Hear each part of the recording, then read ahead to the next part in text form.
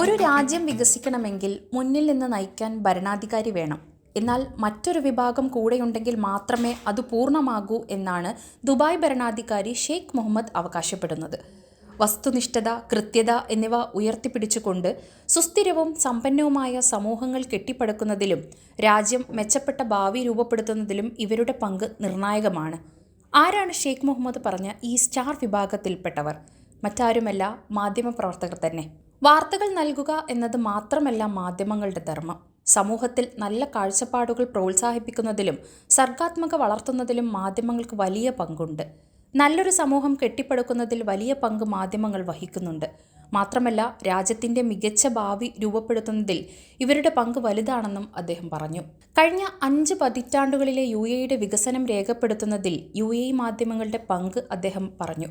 വിവിധ മേഖലകളിലെ രാജ്യത്തിൻ്റെ പുരോഗതി ലോകത്തിന് മുന്നിൽ അവതരിപ്പിക്കുന്നതിൽ മാധ്യമങ്ങൾ വലിയ പങ്ക് വഹിച്ചു.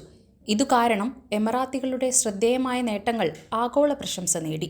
അതത് സ്ഥാപനങ്ങളുടെ കഴിവുകൾ മെച്ചപ്പെടുത്താൻ UAE മാധ്യമ നേതാക്കൾ ശ്രദ്ധിക്കണം. ആഗോള മാറ്റങ്ങൾക്കനുസരിച്ച് പ്രവർത്തിക്കാൻ കഴിവുള്ളവരുമായി വളരാൻ പുതിയ തലമുറയെ എമിറാത്തി മാധ്യമ പ്രൊഫഷണലുകളെ പരിശീലിപ്പിക്കുന്നതിൻ്റെ ആവശ്യകതയും അദ്ദേഹം പറഞ്ഞു. ദുബായ് സർക്കാരിൻ്റെ മാധ്യമ കാര്യാലയത്തിൻ്റെ വാർഷിക സമ്മേളനത്തിൽ പങ്കെടുക്കാൻ എത്തിയപ്പോഴാണ് അദ്ദേഹം ദുബായിയുടെ വളർച്ച പുറംലോകത്തെത്തിക്കുന്നവരെ പറ്റി പറഞ്ഞത്.